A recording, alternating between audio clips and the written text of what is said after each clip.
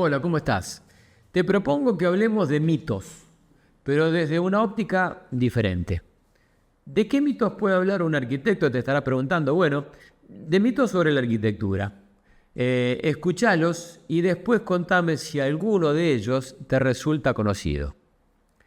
En su mayoría los mitos son creencias repetidas a través del tiempo a las que por repetición uno le da una cierta veracidad que en realidad no siempre es real. Con la misma certeza con la que se asegura, por ejemplo, que no debe mezclarse la sandía con el vino porque corremos el riesgo de morirnos, en el ámbito de la construcción suelen afirmarse cosas más o menos por el estilo, que por lo general tienen el mismo rigor científico que el que avala la peligrosidad de la mezcla que acabo de contarte, ¿no? ¿Cuáles son esos mitos? El primero de ellos es el mito del cemento sanador.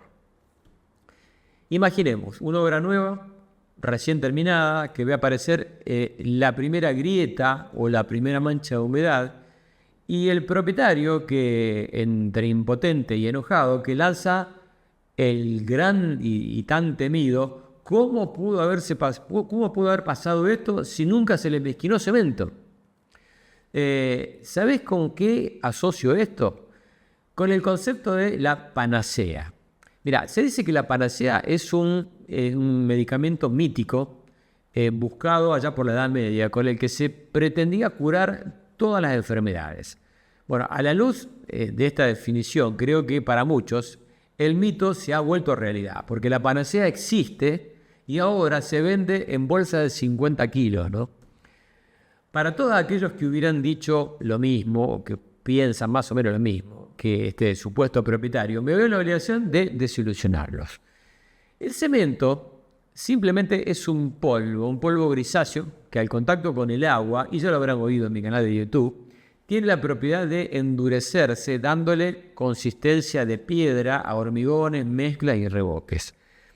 Dentro de la arquitectura, la verdad es que fue una verdadera revolución por todo lo que nos permitió construir a lo largo de toda la historia, pero que lejos, muy lejos, está de sanar los males de la construcción.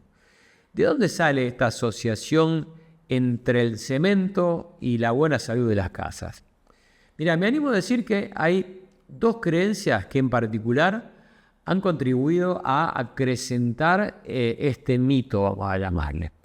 Por un lado, de parte de la gente en general, existe una innegable asociación entre dureza y perdurabilidad, que puede llevar a suponer que cuanto más cemento estemos usando en una construcción, mayor será la calidad de esta. En la misma línea de pensamiento, me arriesgaría a decir que como el consumo de fibra es beneficioso para el organismo, entonces llenémonos la panza de fibra para estar mejor, sin evaluar todas las peligrosas consecuencias que ello puede acarrear, para no entrar en detalles escabrosos. Y te decía también, hay otra vertiente. Por otro lado están también los albañiles, que también en definitiva son parte de toda esa gente, entre quienes es común suponer que el agregar un cachito más de cemento de lo que indican las normas hace que a las mezclas sean más gordas o más cremosas. Literalmente hablando, es lo que cuentan, ¿no? Lo que en criollo quiere decir que sean más trabajables para el uso, perdiendo de vista que en realidad están revocando o están levantando paredes y no haciendo un postre. Hay una delgada línea que separa el uso del abuso. Y tras ponerla, en este caso, lo único que logra es transformar a las obras en objetos construidos, pero cada vez más rígidos y, aunque suena un contrasentido, cada vez más frágiles al mismo tiempo, aunque nos cueste entenderlo o aceptarlo. Debido a ¿cómo le llamaría? A la poca flexibilidad del cemento, por decirlo de alguna manera, todo compuesto que la contenga en exceso será más propenso a generar problemas. Los más comunes son las grietas y las fisuras, que son típicas de las obras, de las obras con mucho cemento, con poca capacidad para adaptarse a esos movimientos. Y vos dirás, ¿cuáles movimientos? Y bueno, los que producen, por ejemplo, los cambios de temperatura bruscos, un día de mucho calor, una lluvia fría, el movimiento que produce el tráfico, o el mismo proceso de secado de toda la construcción, desde que se termina hasta que se seca totalmente. Por todo lo dicho, me animo a sugerir algunas cosas a los tres actores de esta novela. Por un lado, a los arquitectos, hagámonos cargos también, que deberíamos perder un rato de tiempo cada tanto para verificar que los ingredientes que están usando sus albañiles sean los correctos y que se apeguen más a las recetas que ellos sugieren o las que sugieren los libros, aunque la mezcla quede menos cremosa. A los propietarios a rodearse de gente idónea y a tomarse las cosas con más calma, ya que las buenas ondas también ayudan a cocinar mejores obras, ¿no? Hablemos de otro mito, el mito de la obra inmortal también, ¿no? Así entre comillas. Hay una tendencia generalizada a creer que las construcciones, desde el mismo momento en que se terminan, nacieron para ser eternas. Y claro, uno dice, tiene ladrillos, cemento, arena, piedra. Son materiales inertes y hasta ahora no se les ha descubierto vida propia. Por lo tanto, allí van a estar para ver pasar los años con vocación de inmortalidad. Pero lamentablemente esto es un error. Lejos de la fantasía, pero con algo más de imaginación, me gusta pensar que las casas son como organismos vivos. ¿Por qué? Porque nacen, es decir, se construyen, envejecen, se van deteriorando, y si una mente creativa no le da una segunda oportunidad, por ejemplo con un reciclado, terminan muriéndose, víctimas de la demolición. Triste, pero es el ciclo de la vida al fin, ¿no?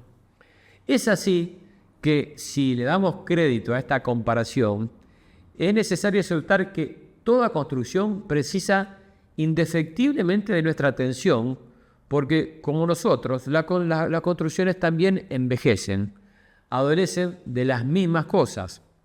Es decir, cuando hace calor o hay humedad, se inflaman, o sea, se dilatan. Si hace frío, se contraen. El viento, el sol directo, la lluvia, la exposición a los cambios bruscos de clima, todo eso lo va haciendo mover. Además de ello, el uso continuo que le damos las maltratan, las desgastan, produciendo un paulatino deterioro que llegará a ser preocupante si no hacemos algo al respecto.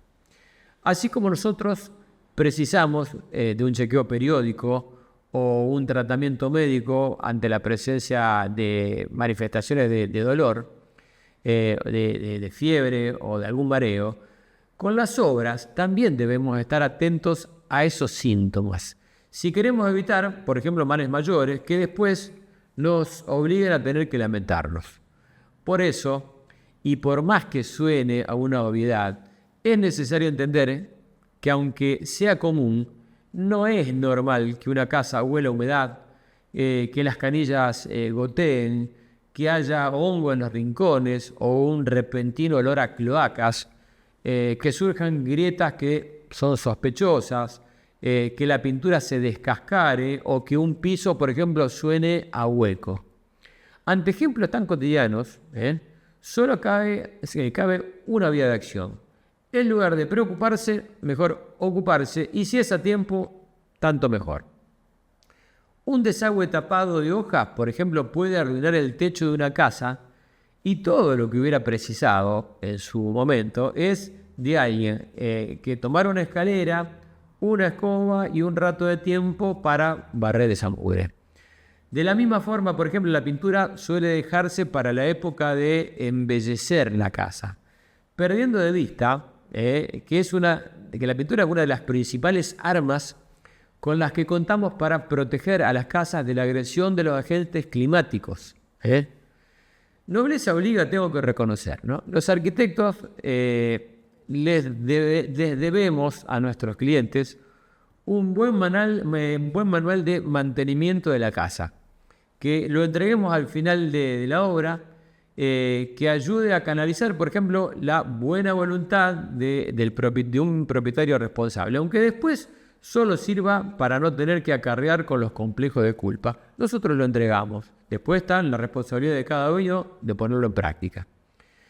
Gente querida, que yo tenga noticias, el único inmortal era Highlander. Y hasta donde sé, era un personaje de ficción. Por eso, en un plano, yo diría más terrenal y lejos de la vida eterna, creo que el mejor camino a recorrer sería el transformarnos en buenos médicos. Estar atento a los síntomas y, en definitiva, hacer algo para solucionarlo.